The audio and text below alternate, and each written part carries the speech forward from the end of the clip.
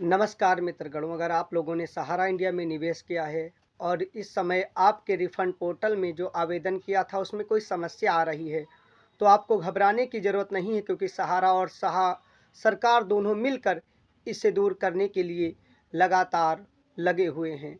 सहारा के मालिक कहें या फिर चेयरमैन सुब्रत राय का निधन होने के बाद उनकी जगह पर तब तक ओपी श्रीवास्तव की नियुक्ति हो गई है। उसी बीच मतदाता सोसाइटी के मेंबर यानी चेयरमैन का चुनाव करेंगे। उस चुनाव के बाद जो मेंबर बनेगा यानी जो सहारा का चेयरमैन बनेगा वो उस मामले को पूरी तरीके से निपटाएगा। लेकिन अंदर की बात यही है कि मेंबरशिप हो या फार्म अपलोड की समस्या हो या आधार से नाम मैच ना करता हो या आईटीआर वाली समस्या हो, इन समस्याओं का एक ही समाधान है। आपको सहारा का ऑफिस खुलेगा या मैनेजर से बात करिए, मैनेजर पूरे मामले की समस्याओं का समाधान करेंगे और समस्याओं का समाधान सरकार से निर्देश के बाद तुरंत हो जाएगा। ये मेंबरशिप वाली समस्या हर किसी में आ रही है, क्योंकि सहारा के अलग अलग बांड में अलग अलग मेंबरशिप कहीं कहीं पड़ गई थी। इन समस्याओं का समाधान आज नहीं तो कल होगा ही, जबकि केंद्र में 5 राज्यों के चुनाव में से 3 राज्यों में बीजेपी ने बम्पर जीत दर्ज की है। इससे भी एक चीज़ स्पष्ट निकल कर आती है कि बीजेपी के प्रचंड बहुमत का मतलब है सहारा के निवेशक भी इस पक्ष में जरूर गए होंगे।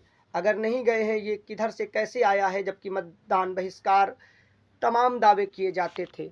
चलिए, दावों से अलग सरकार किसी की कहीं भी बने, राजनीति से कोई मतलब नहीं है, लेकिन सहारा के हर निवेशकों का समय से भुगतान हो, यही प्राथमिकता है। और सहारा के निवेशकों का जिन्होंने ऑनलाइन रिफंड के लिए अप्लाई किया था, उनका भुगतान में देरी क्यों की जा रही है और उनकी समस्याओं पर प्रशासन क्यों गौर नहीं कर रहा है। कुछ लोग बता रहे हैं कि सहारा का ऑफिस खुलते ही भुगतान शुरू होगा, लेकिन ऑफिस खुलने वाला भी हाल ही में नहीं है। और मामले को सुलझाने के लिए सरकार, प्रशासन और सीआरसी के बीच सहारा के अधिकारी लगातार बातचीत कर रहे हैं। यानी आपकी समस्याओं का समाधान तभी होगा जब आपके फार्म को अपलोड किया जाएगा। जिन लोगों की मेंबरशिप नहीं बता रहा है या सोसाइटी के मेंबर नहीं है बता रहा है, वो अपने ब्रांच मैनेजर से मिलें। वो जो स्कैन कापी अपलोड नहीं की गई है यानी आपके मेंबरशिप वाली, उसे भी अपलोड करा देंगे। अगर मेंबरशिप भरने की ज़रूरत होगी, अगर कहीं मिस हो गई है तो भी भर दिया जाएगा। और अगर जिन लोगों के फार्म अपलोड कापी नहीं गई है, तो यानी कि आपने फार्म यानी वो वाला फार्म जिस पे आपने खाता खोलते वक्त सिग्नेचर किया था, उसकी पीछे वाली कापी को काउंटर फाइल कहते हैं, वो अपलोड नहीं है, उसे अपलोड करते ही आपकी ये समस्या दूर हो जाएगी। किसी में आधार से मैच, डेट ऑफ बर्थ में प्रॉब्लम की समस्या आ रही है, तो पहले खाता खुलने में किसी को किसी भी डॉक्यूमेंट की ज़रूरत नहीं होती थी। जिनका पलटता चला गया उन्हें डॉक्यूमेंट नहीं लगा, लेकिन अब जो डॉक्यूमेंट लगा है उनमें समस्याएं हैं। यानी कि आप बखूबी समझते हैं कि पहले एजेंट आया और पूछा, दादा आपकी उम्र कितनी है या चाचा आपकी उम्र कितनी है, आपने बताया 40 साल, उसने कलम से 40 साल डाल दिया। लेकिन जब आधार बना तो 41 हो सकती है, 42 हो सकती है, या डेट ऑफ बर्थ मिस है, या फिर उस समय आप कहीं और रहते थे, अब कहीं और रहते हैं, उसके लिए ट्रांसफ़र फार्म भी आएगा।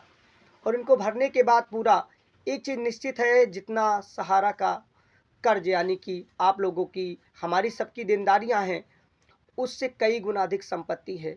सहारा श्री सुब्रत राय के निधन के बाद किसी को भी किसी चीज़ की डरने की ज़रूरत नहीं है। आज नहीं तो कल भुगतान मिलेगा, लेकिन समय से भुगतान ना मिलना भी सबसे बड़ी समस्या है।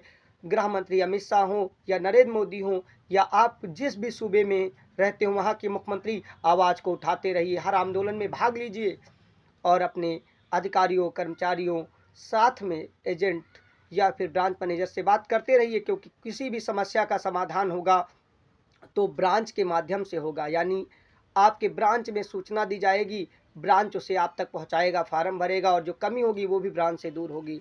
यानी इसी तरीके से समस्याओं का समाधान होगा।